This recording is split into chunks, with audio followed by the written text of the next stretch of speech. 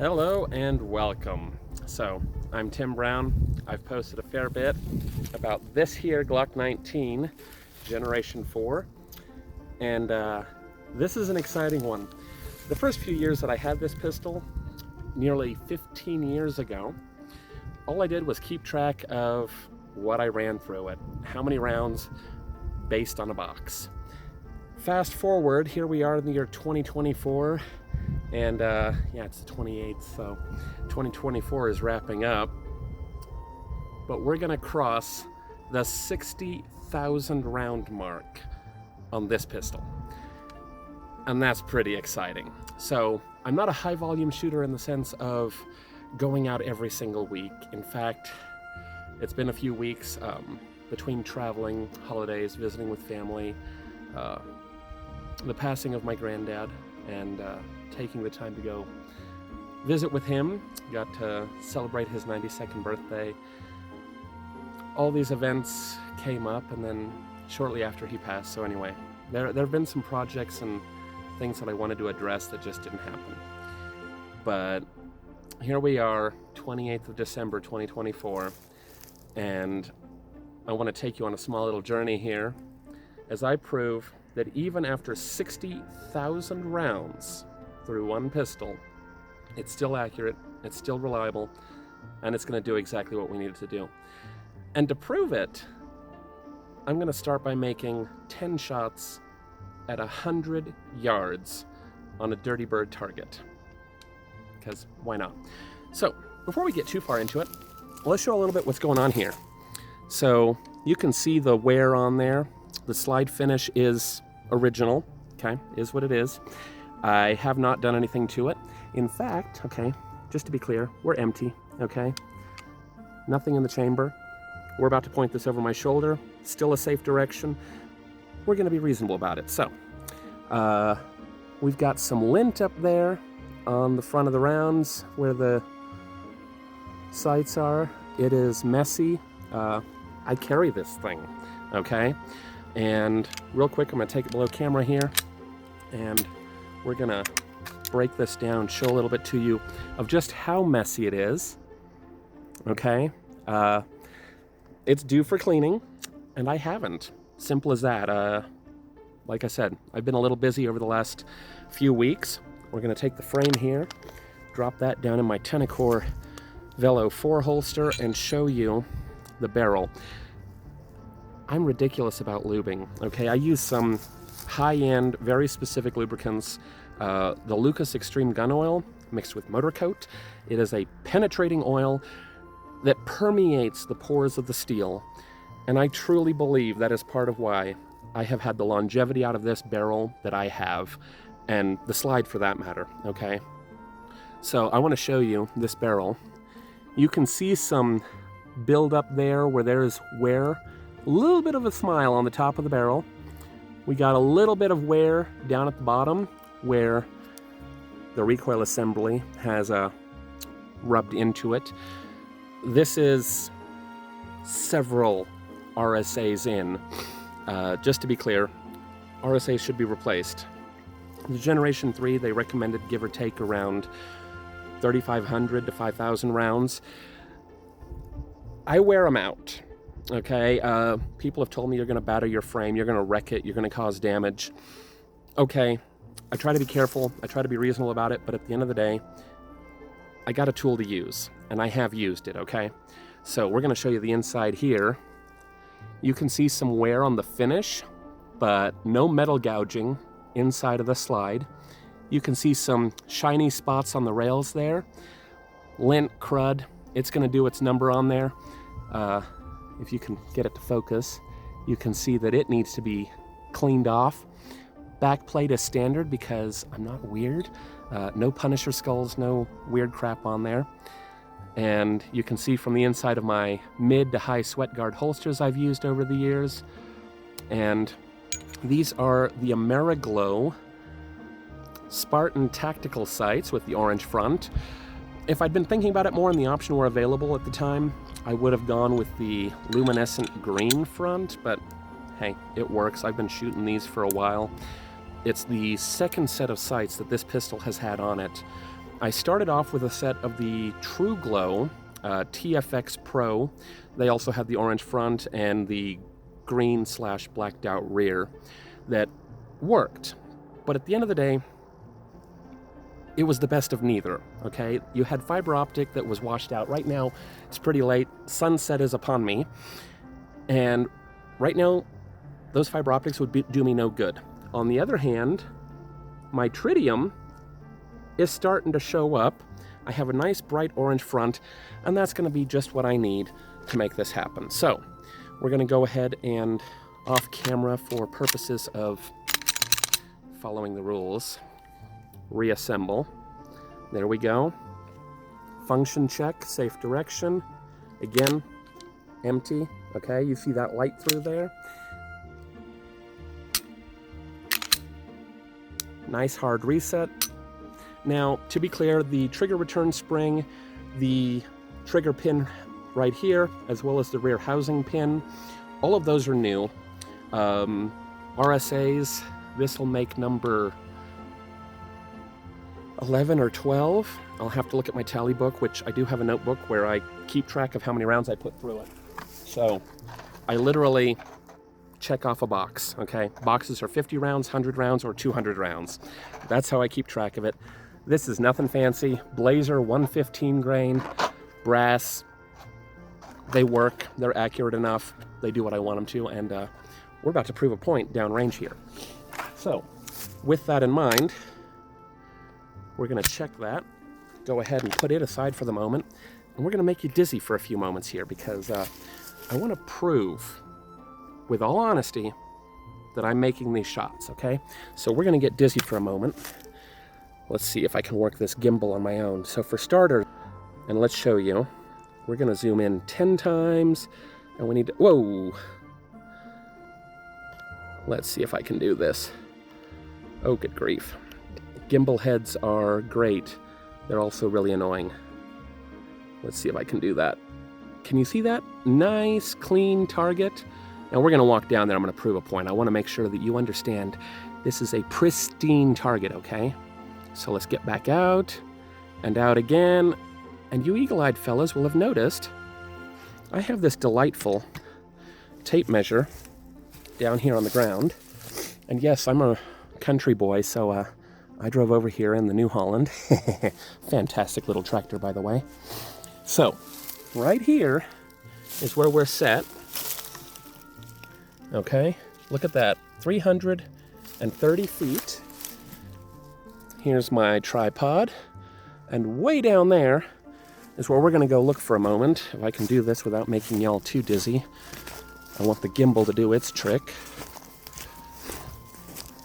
But I tend to push the boundaries of stabilization. So,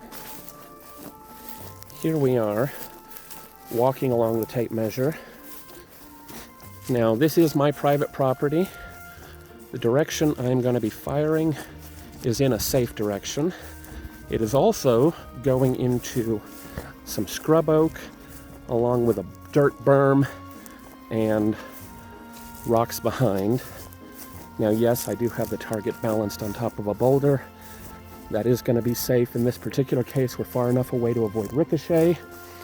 Over to this side, I have high trees, so any ricochets are caught there. And we have the high dirt berm here. And beyond that berm, the road is another 200 yards. So we're safe, okay? So here you go. Check out that nice shiny target that we're about to put holes in. I want to emphasize here the tape measure all the way back over to there. Now let's see if I can do this. 1, 2, 3, 4. There we go. Get the gimbal head to behave. Ha! Okay. And let's see what's going on. Okay, and let's see if I can do this. Whoop, wrong way. So way back down there, you see that big tree, and right there, that's my tripod, and where I'm going to be set up. And we're going to come back this way a full 100 yards. And so we're going to go from there to there. And I'm filming this in one take because I want to make sure that the believability is there and that everyone knows this isn't edited, this isn't going crazy or weird. We're going to make these shots happen live in one continuous, ridiculous, overly long video because, as they say, pics or it didn't happen. Well, in this case, video or it didn't happen. Now, I traditionally prefer the 147 grain round. The way the trajectory works and the fact that I often have a suppressor on the pistol at the safe in the house, it makes sense. But 115 grain is cheap and it's what I happen to have on hand. So we're going to make do with it.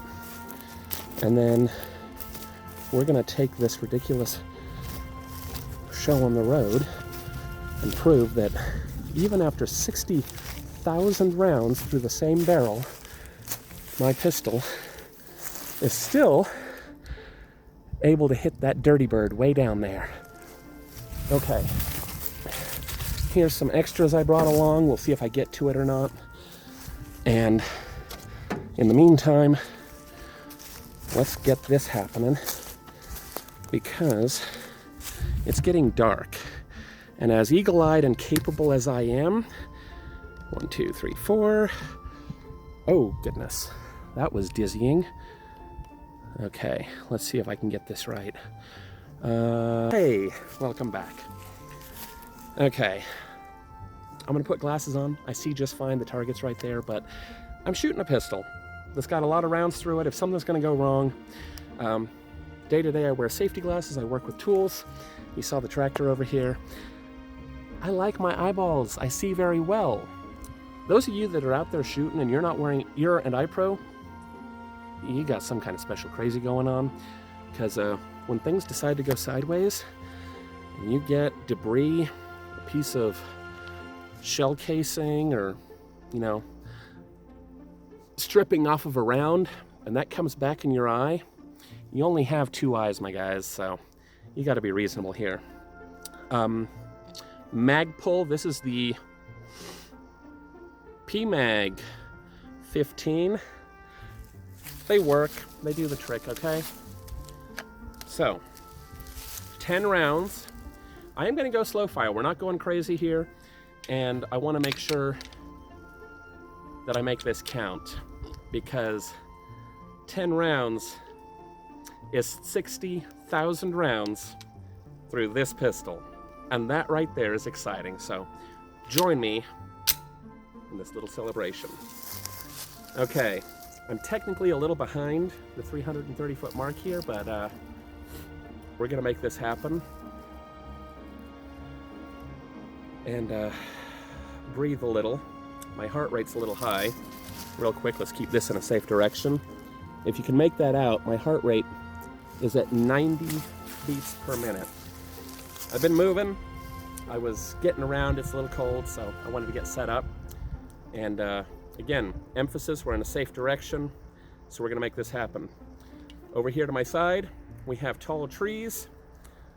To my left over here, we have a nice tall berm that goes up a good 20 yards, and then it's over 200 yards to the road that way. Where I'm shooting is into a dirt berm that has trees on it. So we're catching these rounds. They're not going anywhere. So nice and easy, let's pull this off. You've been with me from step one, so now we're at 14 minutes and change.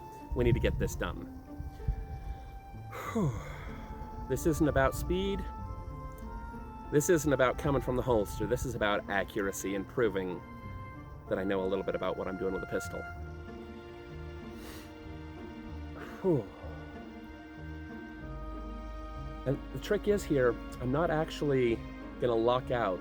I am gonna be swinging around and wavering here And my goal is just to break the shot right as I'm on target. So let's make this happen right here, nice and tight.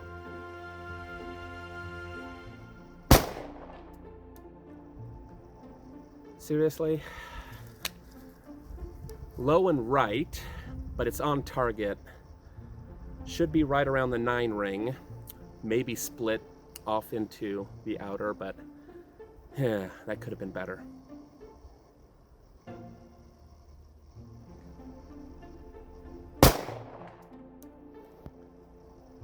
Low left. Really? Low left. That's way low left. That's down there on the edge of the black. And that kind of annoys me, because I can do better than this.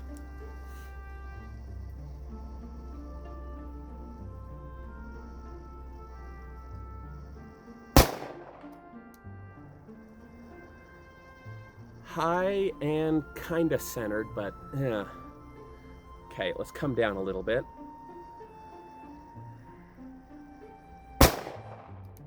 Broke the red.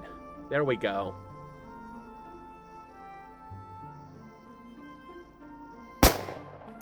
Left, but still on target, just left of the red.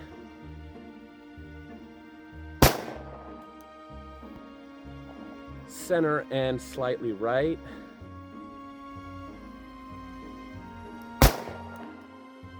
I pulled that one way high. Where am I at?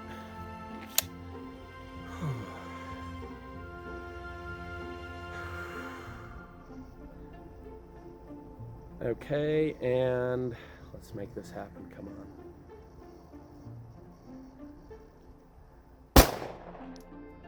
on. That was right on the red. Good, good, good. Okay, okay.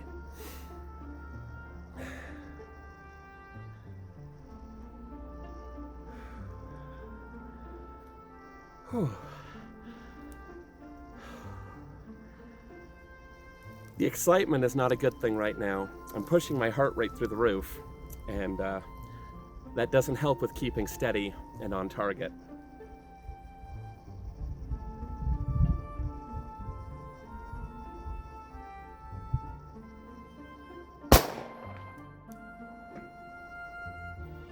Center left.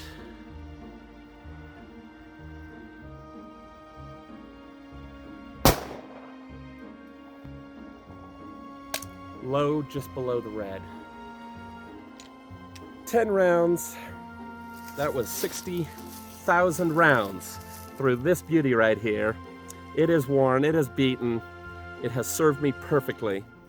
And now we're gonna walk down there and we're gonna show you what this looks like. So, just because there are those that might think I cheat, and I don't, so I want to make sure I prove this as clear as I can. And I'm shouting at the camera because I'm a moron and I keep my ear and eye pro on. Okay, let's flip this around and here we go. Come on. Alrighty, and then let's see if I can do this.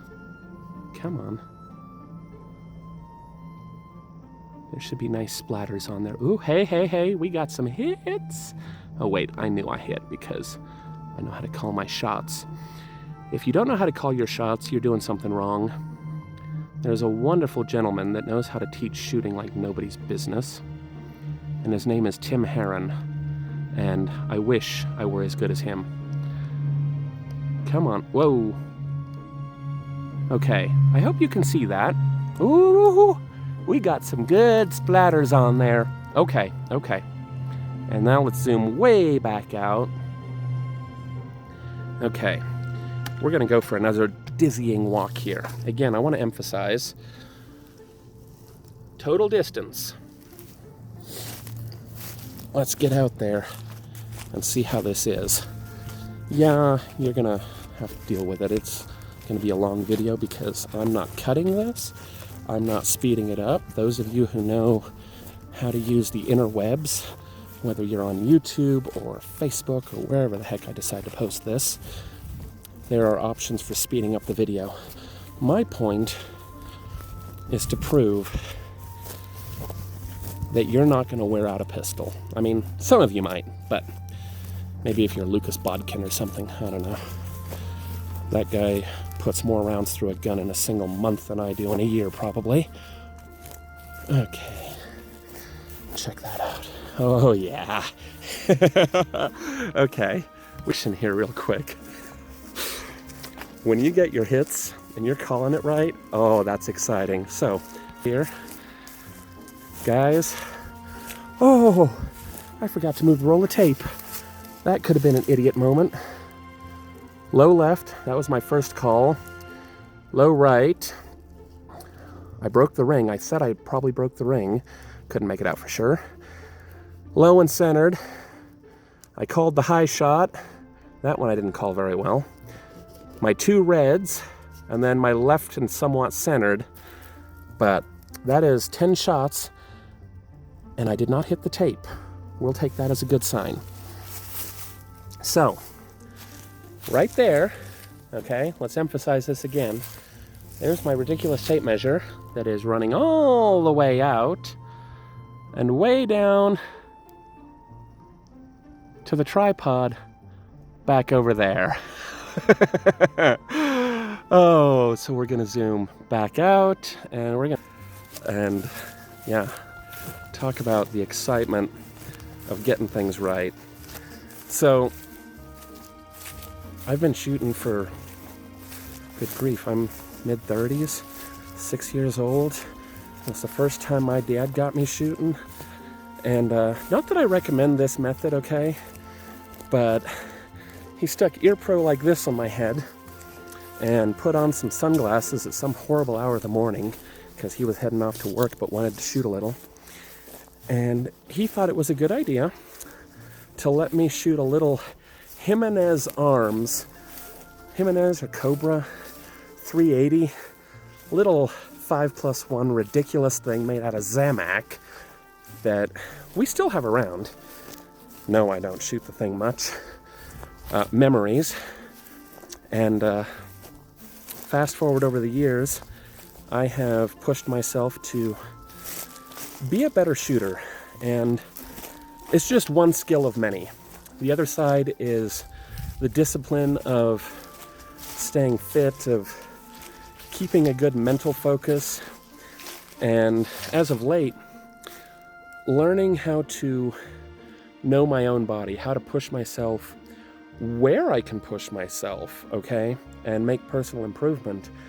And the focus that is within the shooting sports and the discipline that it really takes to make it happen is something that my dad got me started on, and I still enjoy it to this day. But it crosses over into so much else of what I do, and the focus and discipline in life, okay, is important. There are so many people that talk about wanting to be the best at something, and they're not willing to put in the time. I have other things I want to enjoy, and that focus means I get my work done. It means that I get to take in good study time. I enjoy theology and understanding the scriptures better. I'm a believer, and the Holy Bible, best book out there, my guys, seriously. If you're going to learn something and you want to know what discipline is, look at the lives of the men that are recorded in history and specifically in the Bible. And I like to think that I'm making efforts and strides here to be better about discipline, about my skills. And part of it is doing stuff like that. It's fun, it's exciting, and here I am showing you on paper what it means to pull that off. I want to lock this back down here for a moment and not make you too dizzy. And thankfully I didn't put any holes in my roll of tape. Come on. There we go. Let's pull this back out. Mag empty. No rounds. Light visible through. Okay. Trigger to the rear. Part of what I say when it comes to discipline, not spending money on everything. There are a lot of great pistols out there. There are some phenomenal options. I've tried many of them. So far as to say even most of the usual ones. CZ, Walter, mechanic Beretta.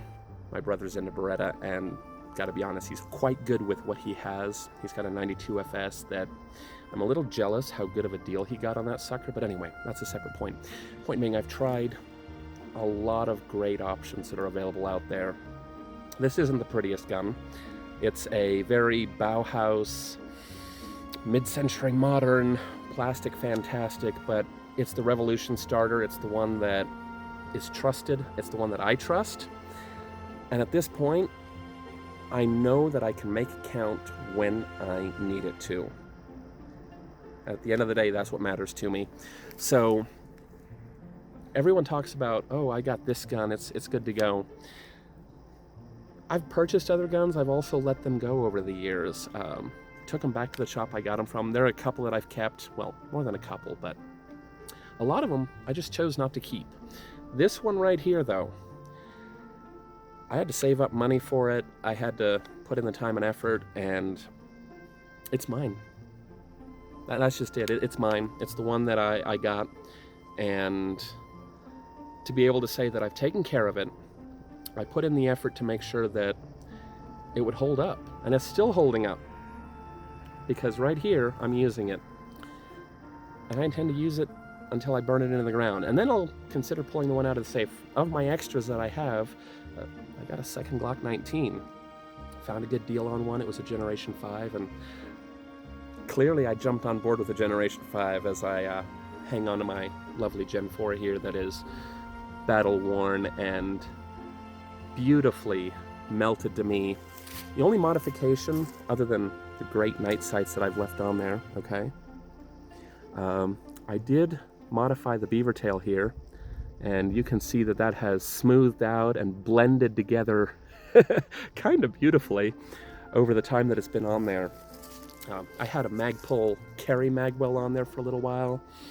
Take it or leave it. I've had grip tape on there, and what I want to show you, I have literally torn off some of the factory texturing that was on here, okay?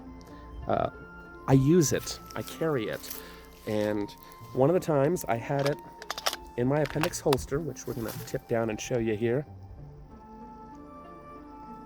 Okay, Velo 4 from Tenacor, along with the Abdo mag carrier, and my usual dusty, and yes, I'm gonna clean those. Those are 147 grain HSTs that I carry right there, and up here is the pistol in my Velo 4.